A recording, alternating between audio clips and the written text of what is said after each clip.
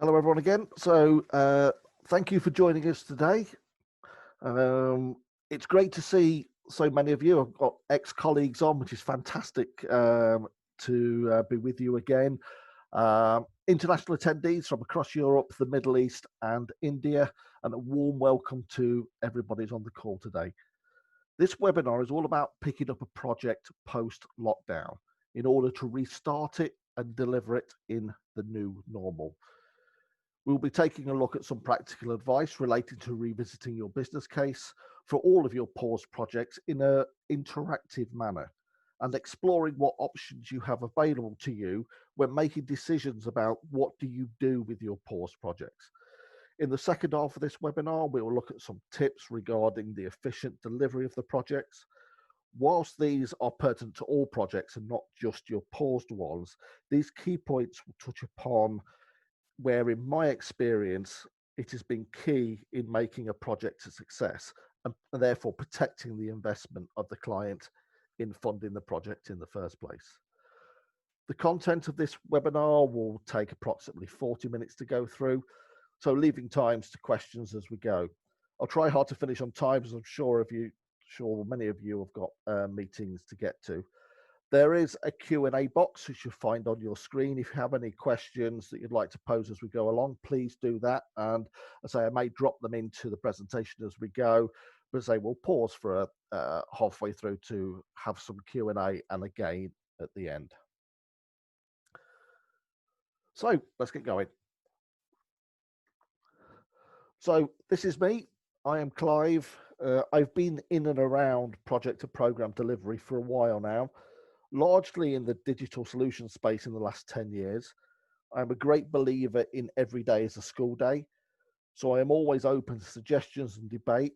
How else does one become more rounded in their professional life? It's something that I hold dear to my heart.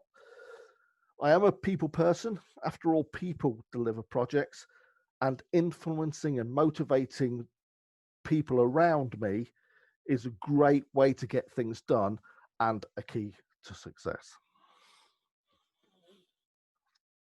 So here's today's agenda. I'll firstly set the scene, and then we'll go on to reevaluating your project by using a whole load of what ifs that we can apply to your project and use that in a very interactive way with your business case. We'll take a couple of minutes for questions then, and then we'll go on to exploring some key tips on making your project a success from both a people perspective, but also from governance and control. We will briefly talk about third parties because they're going to be crucial in all of this. And then we'll have a final Q&A session. Hope that's okay with everybody. So let us press on. This is undoubtedly the reason why your project was suspended in the first place. Only you could decide how long this statement remains at the forefront of your organization's mind in terms of spending this cash on restarting your projects. There are opportunities emerging as the new normal starts to take shape, and many organizations will need to adapt to capitalize on these and ultimately generate more cash. During the many conversations that I've had with business leaders and colleagues over the last few months, or a couple of months, should I say, I have not heard a commitment from anybody yet to carry on with a project or program without first kicking its tires and reevaluating the benefits that it brings. So moving on, a little bit of fun, but it is absolutely pertinent to what we're talking about today. A couple of quotes. The first one: it is not the strongest of species that survives, nor the most intelligent that survives. It is one of the most adaptable to change. Now, this one, I thought this was for Charles Darwin, but it's actually a business quotation and was coined by a professor in management and marketing in the US in the 1960s. And never is that true now. We have to be adaptable to change because we don't know what actually is going to come and be before us in the new normal. And one of my favorite quotes at the bottom: never let a good crisis go to waste. Our very own Winston Churchill in the mid-1940s amidst the Second World War. And we are in a crisis, of course. But the essence of what he was trying to say is that there are opportunities. And try to just keep these in your mind as we go through this webinar today. And finally, before we get on to reevaluating your project, I will use the word project throughout this webinar.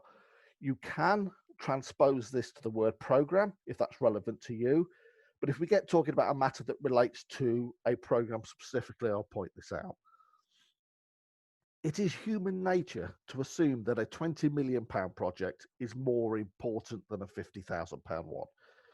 Sure, in the same organisation, they could be compared with apples for apples.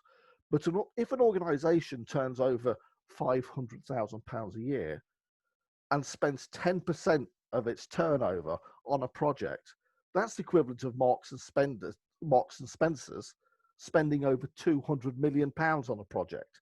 The cost is not important, it is the criticality to your organisation.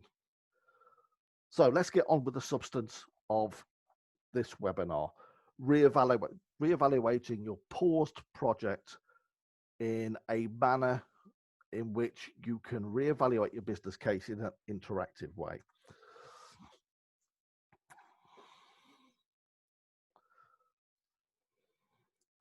This is a typical journey that organizations go on to develop their business case. Firstly, an idea is planted and then it's investigated, determined, at least in principle, if it's worthy of further analysis, to formalize the benefit. Business stakeholders, third parties, and a whole range of people in or outside of the organization are engaged, and maybe even a tender process which could occur within the engage step. Out of this comes the costs, the indicative project plans, and the all-important benefits, which are all combined into a proposal. From my experience, there are often challenges in the proposed stage. Can you reduce the cost? Can you deliver it more quickly? Can you find even more benefit? And on occasion, you're not being brave enough, go out and actually add something else to your project. But after some intense scrutiny and rework, the proposal is accepted and the project starts. This webinar is not about building your business case. You've already done that. You have a project in flight. So what I'm proposing is that you resurrect these three elements of this process as you consider your paused projects. So the engagement, and you'll see why that's important as we go on, your timescales and costs, obviously, and what that does to your benefits case. So let's go on and look at some examples.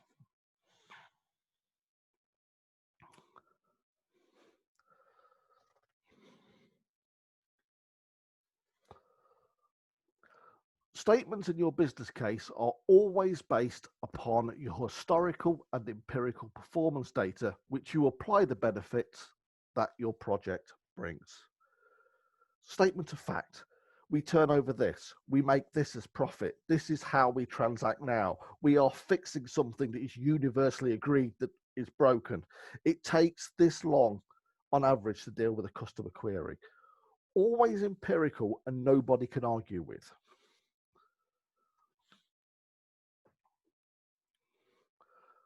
So let's look at an imaginary project, and if you forgive me, this project is very much wrapped around my core experience, and we're assuming that this organization has an e-commerce project that it wishes to run. So this is the historical data that have been pulled out to build the business case from. So before the project starts, this organization has 10,000 visits to its website per day. It converts 1.5% of those, and the average basket value is 35. So current daily turnover, a little over £5,000, and current profit 1,100. For those accountants on the call, that's assumed at 22%, and takes into account all of the operating costs. So our project in our business case set out that we'll increase traffic by 10%. We'll add 0.2% to the conversion and add £2 to the average basket value. So post-project forecast is daily visits go up by 10%. There's your conversion rate average basket value. So we are forecasting that around £370 a day net profit after the programme has delivered, which equates to £135,000 a year. Not a bad statement line to have in your business case. And this, of course, may be one of many different benefit lines that you have outlined in your case. Up until now, I've told you nothing new. You've done all this before. You've got your business case and you have prepared it. But this is the new normal and you have a problem. The problem is your historical performance data is no longer empirical. What do I mean by that? Well, let's go back to the core data of our project, our imaginary project. Daily visits, conversion rate, average basket value, as previously stated, but this will not be the position since the 23rd of March. 23rd of March, of course, is when the lockdown occurred in the UK. So let's just think what could have happened to it. If this company supplied products like face masks, hand sanitizer and the like, I bet the number of daily visits would have rocketed. But if you ran into supply problems, the conversion rate would collapse, and who knows what would happen to the average basket value. Another example, let's assume this company supplies products to the hospitality industry. In this case, the conversion rate and average basket value are entirely irrelevant because the traffic or visits to this website in all likelihood would have collapsed to nothing or thereabouts. So what do we do? The answer is to attempt to get a view of what your performance data is and what it suggests about how your business is recovering. And do this by ruthless monitoring of your performance data and try to establish trends that will give you some insight into what is happening. Do not focus on daily anomalies. That could be taken into that could distort your figures. It may well be a view of green shoots, but try to build trends as you see in the data. Of course, your project may not be like this imaginary project that delivers increased income. It may deliver cost reductions. Your executive will probably look more favorably on these, but only when the furlough scheme ends, all things to take into account. In any case, monitoring the performance of your organization is paramount as we go through this process. So making decisions on the future of your project. So this is our project plan for our imaginary e-commerce project. So at the top is our original plan. And we have built it to be efficient in that phase one delivered something, and that goes live and puts part of the solution live, and phase two overlaps it somewhat. And the reason that we can do that in our imaginary project is that the development team have largely done what they need to do in phase one, and apart from supporting some testing, they then can get on with phase two before phase one goes live. And the only thing that's happened to our project, assuming we make no changes to it whatsoever, is that there is a period of pause which has pushed our project to the right. So what are your options in revisiting the plan, the business case for this project? Or another way of looking at it, what challenges are you likely to get from your sponsors and your executives? Well, let the what ifs start. A common theme may well be throttling the funding for this year or challenges to the overall cost and scope. But just looking at these can immediately begin to understand the impact and cost of benefit, short and longer term for your project. So I've just come up with a few with this one here, and let's just go through each one of these because this will give you a sense of where my mind is as when you're looking at these what ifs. So accelerate your project. Well, we can immediately tell if we do that, we are likely to incur increased short-term spend. Your benefit realization will be brought forward because you'll be delivering earlier, and there is a potential that your overall spend for your project will go down. May or may not, depends what you spend in the short term. Only deliver phase one of our project and reevaluate. Okay, that's an option. What are you going to do with the development team that we're transferring to phase two? Deploy them anyway and start on the solution? But if you cancelled phase two, you've spent money unnecessarily.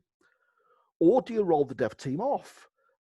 But if you do that, are you able to bring them back if you decided to continue with phase two? This approach will lead to reducing the short-term spend, but delayed benefit realization and overall cost increase of the project if phase two went ahead. Reprioritize. Another great strategy. Change what is being delivered when. There may be opportunity to concentrate on areas with the biggest benefit, but are they the most complicated, therefore costly to deliver? All of those things need to be weighed up and factored in when considering that particular option. Don't use contractors. If some of your organization or people within your projects, you have got contract resource on there, they are a premium resource. They do cost you more than permanent employees. But if you were to make that statement, don't use contractors, that will save short-term cost. But consider where your expertise is coming from. And will this lead to an overall cost increase? It will probably take longer to deliver, so a delay in benefit realization. Get concessions from your partners. Now, I would say this is the biggest opportunity with regards to any of your paused projects, assuming, of course, that you're using partners to deliver them. Your partners are commercial organizations, and they are hurting too. They will be sure to want you to carry on with the full scope of your project and will no doubt be keen to find a mutually beneficial way of achieving that. So, will they offer you concessions on rates? If you're on a fixed price, will they revisit that? Will they look at that? Will they realize that you're under pressure, your organization is under pressure, and they will do what they can to try and safeguard at least some income into their organization too. So great opportunities engaging with your third parties. And we'll come on to specifically third parties as we go along with this webinar. You could cancel the project. The obvious loss of benefit plus writing off your sunk cost, but no further spend. Reduce the burn rate. Reducing the size of your team, which is probably where a lot of your cost will be, will reduce short-term cost, but delay benefit realization and likely lead to an overall cost increase, assuming you deliver the full scope. You will no doubt come up with a whole list of other what-ifs that are pertinent to your project, and I encourage you to do so. So when it comes to answering the what-ifs, be inclusive. Try to consult a broad audience, both within your organization, your execs, the project team, the wider business, the customers of your project within your business or organization, and third parties. It touched on engaging third parties on the previous slide. This is absolutely crucial, not just in getting concessions from them, but their willingness in providing options and into this process to give you some sort of options on how you may go ahead and deliver. They are a crucial stakeholder to help influence your decisions. Whether you accept those proposals or not, of course, is entirely up to you, but do engage them. Slowing the delivery translates into delayed business benefit. I have been on many projects where that particular point is lost. If a project is delayed for whatever reason, the benefit that it delivers is also delayed, which translates to a cost to your organization. So keep that in mind when you're doing the what ifs. If you do come up with a strategy to delay things, and that might be the correct strategy for you to take, be sure to factor in the delayed benefit realization. So, and if you delay phase two, in our project's example, can you maintain the same team, or will you have to start from scratch? The latter will increase overall costs. So try and include continuity into your thinking. We touched on including contractors or not. I think that could be a commercial decision within your organization. If we don't deliver phase two, what are the costs of keeping phase one running? If you have incurred increased running costs, so in our example, hosting, support, etc., when phase one goes live, can the benefits that phase one, which of course is only going to be a subset of the total benefit, justify this operating cost? It may do, it may not, but absolutely include the fact your OPEX costs are a factor in your business case. And my advice is don't cancel your project, at least not yet. Leave it paused until further performance data becomes available. This may inform your decision. The right decision may be to cancel your project, but let the evidence tell that rather than an emotion at the time, which is not backed up by your evidence.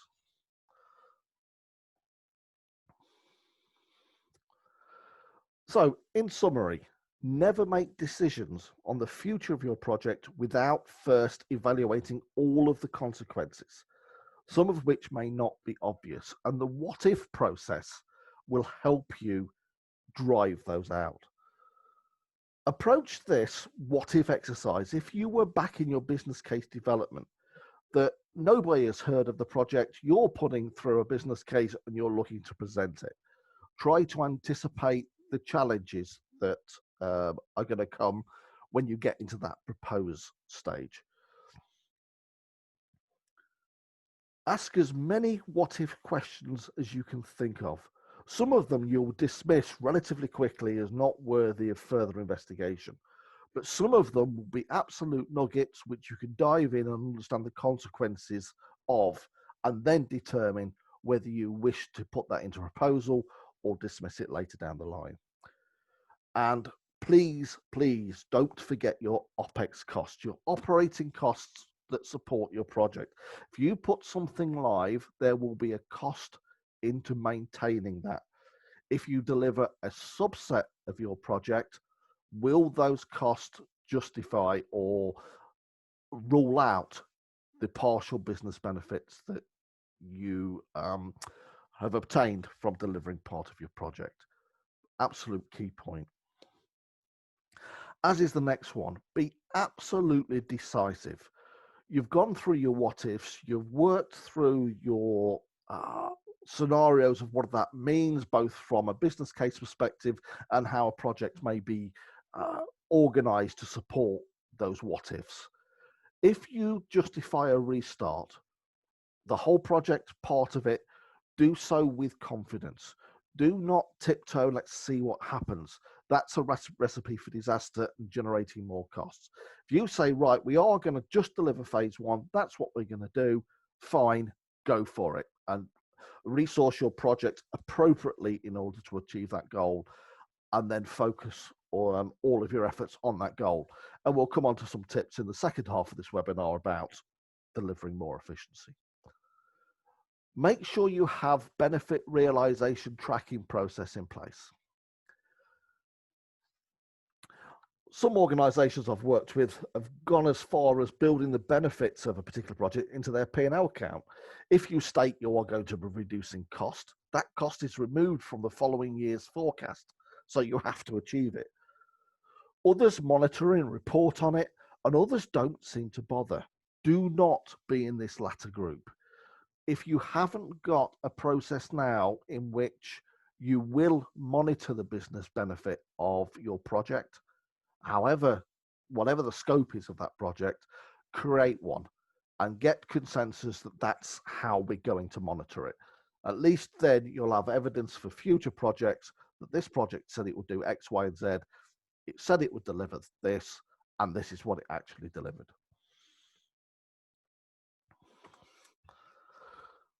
So we'll pause for a couple of questions. So I can see that there's some on here. So how would we deal with an executive that is not interested in having a conversation about restarting the project? Really, really good question.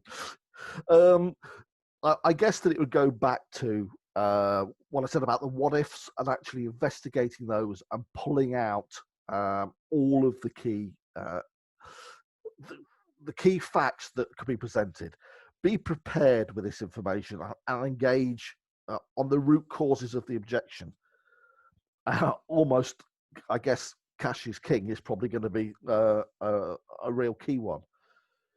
Be prepared for the no answer when you're talking to these executives and be clear on what the true costs of cancelling a project are. If it's an objection of just not now, keep monitoring the business performance. We touched on that earlier. Absolutely, you should do that, and ask for regular reviews, I guess, on the business case and on the benefits of restarting or not. And I guess just one thing to add to that is, if you're not convinced that the project is going to be worthy of a restart, then why are you bothering with your execs on that? So allow yourself to be convinced. We have another one. How do I deal with a project that is not optional? Well, I'm assuming you mean a project which has been brought about by some sort of legislation, or GDPR, or other types of things. Or I suppose another example of that could be fixing security. You may have had a security audit, found some vulnerabilities, and the risk of actually keeping those there without fixing them, I guess, is big. Well, I think from this point of view, your rigor room is probably reduced, I would have thought. And I would engage on two fronts. Firstly, with your execs, just you would with any project. But secondly, with any regulatory body, if you've got to deliver something for legislation and compliance, contact the body which are going to be monitoring you. I am sure, I don't know, but I am sure that they will be willing to talk about an extension if you've got a particular time limit. You have to do that.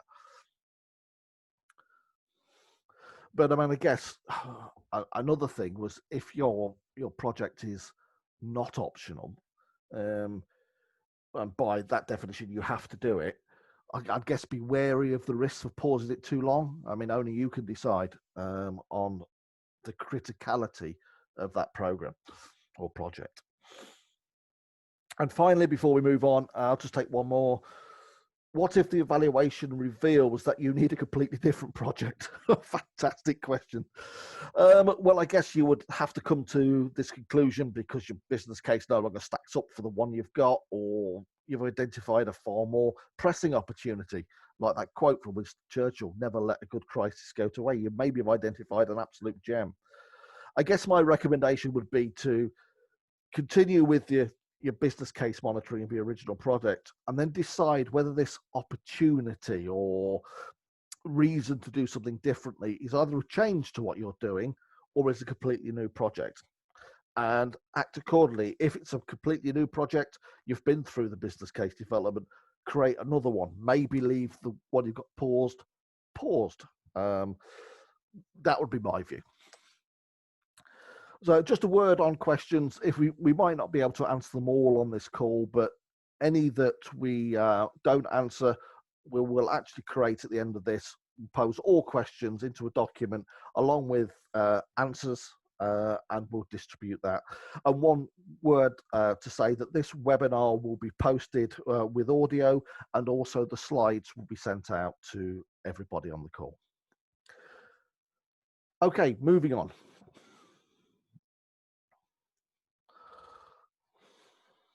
So, delivering more efficiently. As part of your restart of your project, there may be a possibility to make changes within your project team, which could include the PM or key members of your project. If you felt things weren't going right before. Depending on how far you're along on your project, you will have different views on the effectiveness of your project team. In this section, we will look at how you drive efficiency to your project. Efficiency means delivering as much as possible at the right quality for the least amount of effort and therefore cost. The first thing to remember is that projects are delivered by human beings. Yeah, sure, there are solutions, or should I say, the solutions delivered are the actual tools that bring the benefit when engaged with the end user. But without the right people in the right roles, delivery will be tough, and you may be subjected to increased cost if you miss deadlines or you have to drag a project team across the line as opposed to it driving you. So first of all, project management. Some organizations don't understand what a project manager does or even brings to the party. And only when things start to go horribly wrong does the realization dawn. Think of a project manager as your insurance policy in the project delivering on its promises. So therefore, it's a pretty important role. So you may ask, why do we hear about so many projects and programs coming off the rails, sometimes spectacularly, with massive cost overruns or disastrous go-lives? They had project managers. You may remember TSB new systems launch in 2018, Northern Rail's implementation of a new timetable, both very public failures that damaged their brand. Both of these were project management failures. TSB clearly went live without sufficient testing. The project manager must have known, but maybe he or she was pressured. Similarly with Northern Rail, did they carry out any scenario testing before implementation? And again, maybe pressure from management launched a project that simply was not ready. You don't want to be in that group, obviously. Project methodologies are very important as they prescribe control and governance.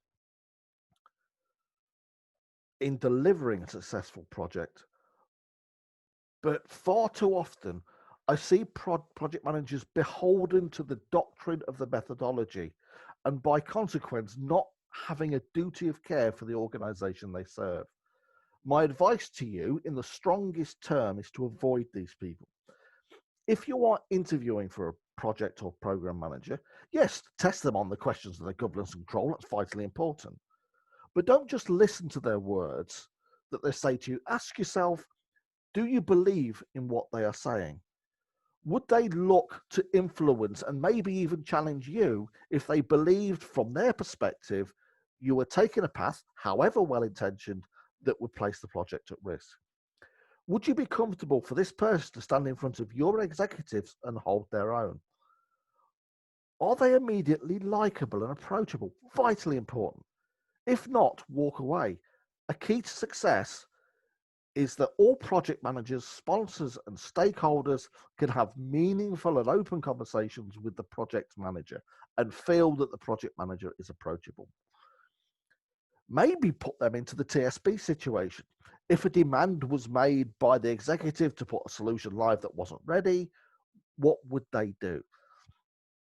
If they say, well, he was the boss, he or she was the boss, and that's the decision was made, so therefore my hands were tied, run a mile. Do not employ them. The most appropriate response, I guess, would be that I'd wish to engage directly with the executive, discuss this demand with a view to influencing the decision. You don't want a maverick, but you do need somebody who is approachable, determined, and principled with a demonstrable duty of care. That's really key. And we'll go on to now onto the qualities of your team. Now, these 7 qualities on the presentation now, you may recognize.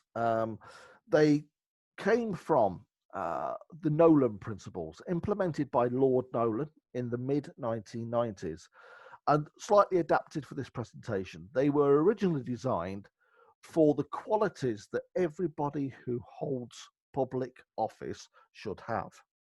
But they are pertinent to your project team, every member of your project team. When you get to more and more specialist roles, developers, architects, etc., the view of the wider world, or their view of the wider world, or the wider project narrows. That's all right because they're not the project manager, they're brought on to be a specialist. I often get challenges from talented specialists that I respect and admire who may have a purist view. I don't mind. I don't mind this at all, as it shows they care, but the suggestions might not be appropriate for the project just from their viewpoint. Another good reason for a strong project manager is to be able to have these open conversations, but not just take something from a specialist as fact and implement it, have that wider view, but really key that those conversations happen. The traits on this slide may be familiar, some of them, because of what I've just said, the Nolan principles. My advice would be to have these at hand when you're interviewing for project roles. I often sit in on interviews for highly specialist project roles, always supported by somebody who can challenge the candidate on their expertise, which I couldn't on the specialism. But what I'm looking for is the cultural fit and these traits. Having a brilliant technician who is selfish, closed, and not objective is more of a risk to the project than not having that skill set at all. So just a piece of advice, whether you take it or not, is totally up to you, but it's really key to trying to get that culture into your team that's focused on the delivery. Many of you may have projects that are entirely run by a third party. So the project manager and all of your key project teams are actually supplied by this third party to deliver your goal. That doesn't stop you applying these qualities to that team. Does your project manager have the qualities that we explained on the previous slide? Do the consultants or anybody other resources from your third party adhere to these qualities? And you'll notice nothing on here about their technical brilliance or their knowledge of the subject. That's taken for granted. I wouldn't expect to be paying for a consultant to come to my project to do something if they didn't know what they were talking about.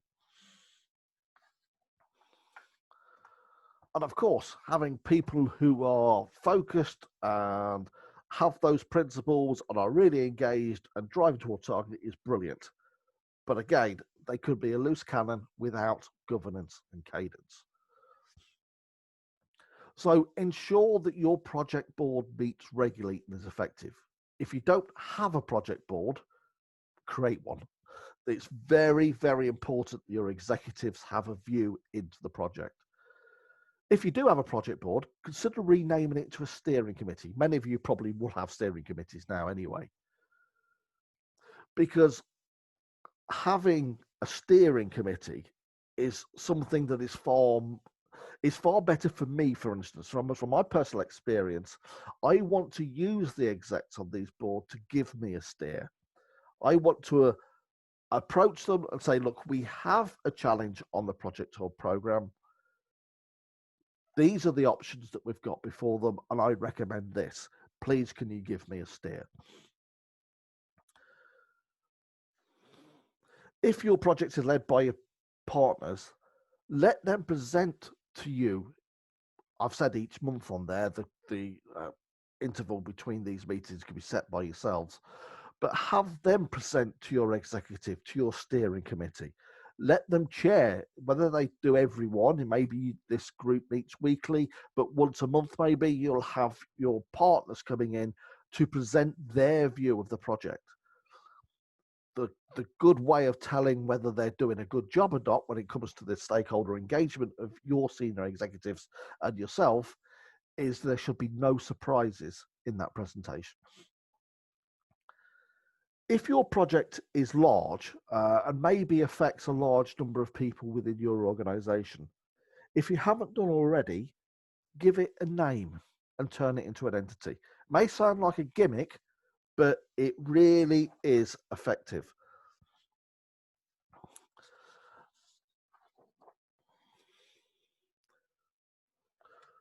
And the one thing that I would say about steering committees as a whole is executives are often very busy and sometimes can't attend.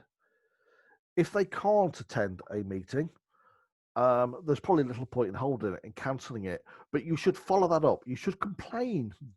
Uh, and if they cannot give the commitment, have somebody with the appointed or delegated responsibility who can join it.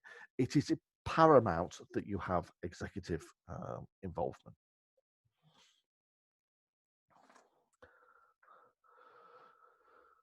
Your project manager should create a weekly and monthly cadence for all meetings. This could be on the wall. This could be, everybody should know what this is. Now, whether that's meetings within the project team, such as daily stand-ups, or wider executive engagement like steering groups, change boards, of the like, they all should be diarized. So every month that you know and everybody else knows who could be attending any one of these sessions, what's happening when. Do not leave them to be ad hoc. Sure, you may need ad hoc sessions to deal with particular points, but have a cadence of regular meetings. Every meeting should have clear actions and outcomes. Having just advised you have meetings, don't have them for meeting's sake. If there is no purpose for a meeting, of course, cancel them. Every meeting should be targeted and have a clear objective. And if you've got the people, like we've talked earlier, with the right mentality, the right approach, that will kind of look after itself, but your project manager should be driving that.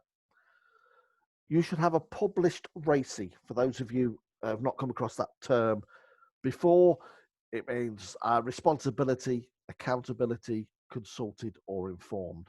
Every single person on your organization that touches this project should be on that list.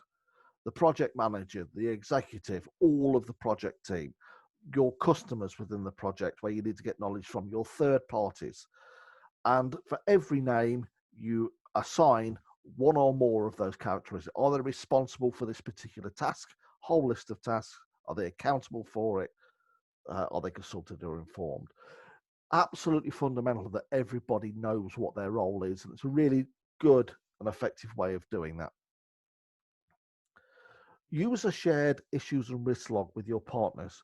Many partners that I've been involved with that are delivering a project to me, and maybe as part of a bigger program, or it is the program, very much like to keep their issues and risk logs to themselves. They may present them when they come at the end of every month to the exec board and say, here's the issues list, let's move on.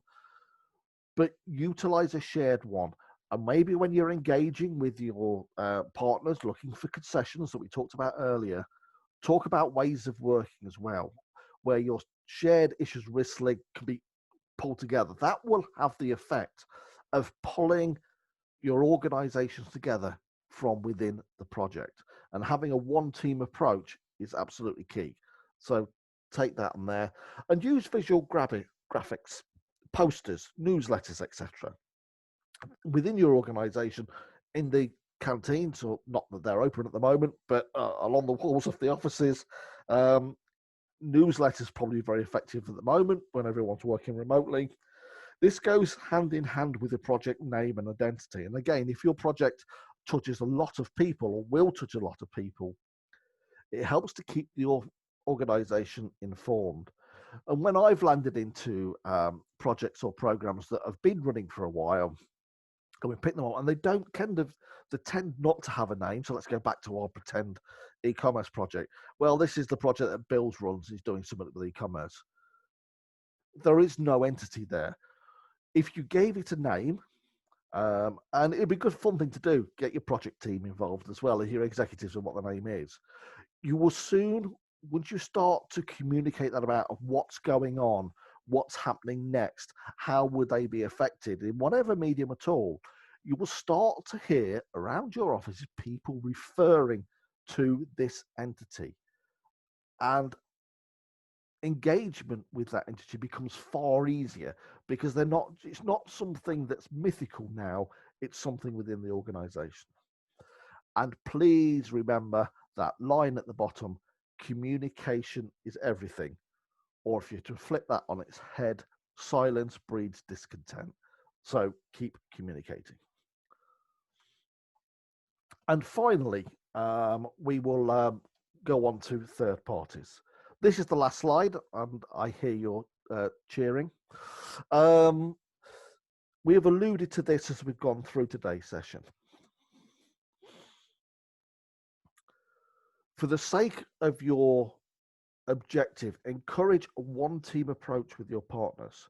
Yeah, sure, you have a customer-supplier contract which underpins this project, but please don't run the project on that basis.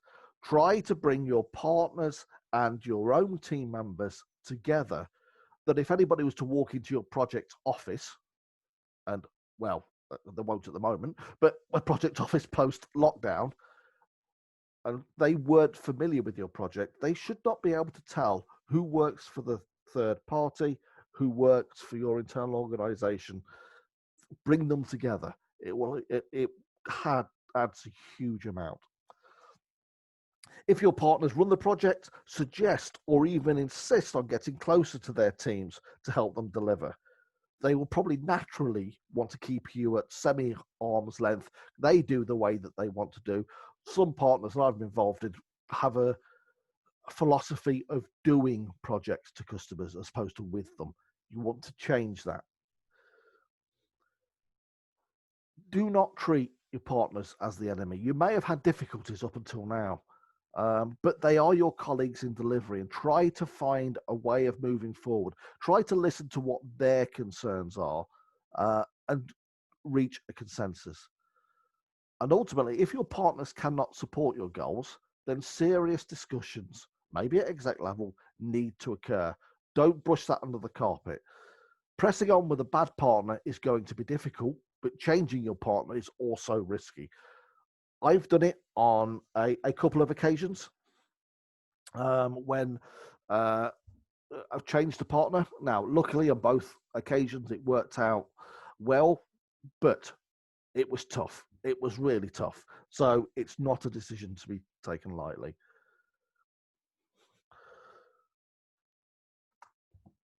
Okay, let's go on to Q&A then. So let's just have a look. So my supplier runs my project and provides the project manager and team members. What can I do if I don't have the qualities you outlined? Well, I guess it comes down to engagement with your partners. It is here where you need to have frank conversations. The traits I outlined are not optional for a successful project. They are mandatory. So explore what can be done. I guess if your partner cannot provide a PM, for instance, that meets your satisfaction, the qualities that we've just outlined. So an option may be obviously talk to the organizations. Do they have another project manager that you might want to engage with? Or an alternative might be bringing your own project manager, but that will have a cost. So therefore, talk to your partner, I guess, and see if they will help fund that cost and you take on some of the project management responsibility. So executives are likely to be busier than ever as we start to establish the new commercial position. Are there meeting formats you'd recommend to drive attendance and engagement? Really, really good question. Alluded on it earlier on, is that you go charging into their office and say, look, Mr. Executive or Mrs. Executive, I want to start your project and sign it off. You're probably not going to get very far. What I would want to do is engage those senior executives, inform them initially of what you're doing. You're going through this what if processes. You're looking at options, and you would look to create a session to explore those options. You may not wish to have a proposal at that stage. but it might be if the time is right, you may well want to. So what I would do is get a small group of your exec, trying to get your entire executive team, the entire board together to talk about this one subject may well be difficult because, to your point, they are very busy. So maybe pick off one or two of these executives, get them behind the process that you are doing. When they are sitting at their board meetings, maybe just have a slot. You might only have 10 minutes, but use those. But ideally, you would like to create a meeting yourself where you can drive the agenda. But as you said, they're going to be busy. Do not pack it out for an hour or so. Try and make it punchy. When choosing a supplier or partner, do have a well-tested appraisal framework or matrix you could recommend, particularly after identifying the current partner or supplier can no longer meet your requirements. A fantastic question and a position that I've been in a number of times when I've been asked to pick up projects that are partway through.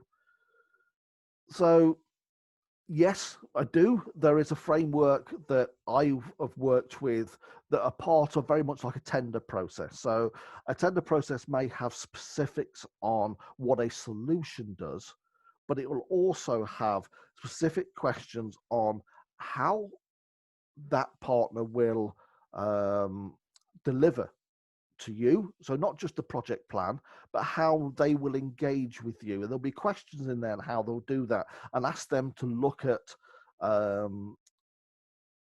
articulating that to specific questions that drive out that fact. And another thing to go along with this, if you are considering another partner, or I suppose it's pertinent if you are considering it as part of a new project, not a particularly started one, is that the ability to actually go and talk to their previous clients, maybe on their project performance. I mean, the solution they bring aside, of course, you want to talk to them about that, but we are talking about the project specifically. How did they engage with the customer? What recommendations would they give in making the project smooth? And what I will do, Jason, who posed this question, I'll pull out some of the documentations that I've used in the past, and I will circulate it to everybody as a guideline. I'd say it will probably have to be amended for your project, but it may give you some indication.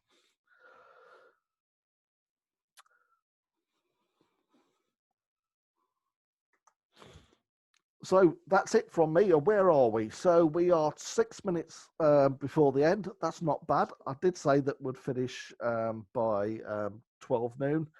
So it's been a great pleasure to be with you today. And as I said before, number of former colleagues on the call, and it was great to be with you.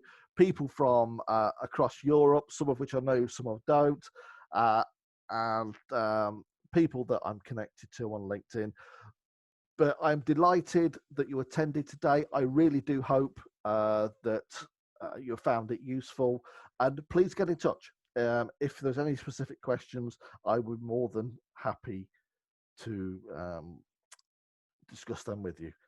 So on that, I'll leave you to go and grab a coffee before your next meeting, and thank you very much.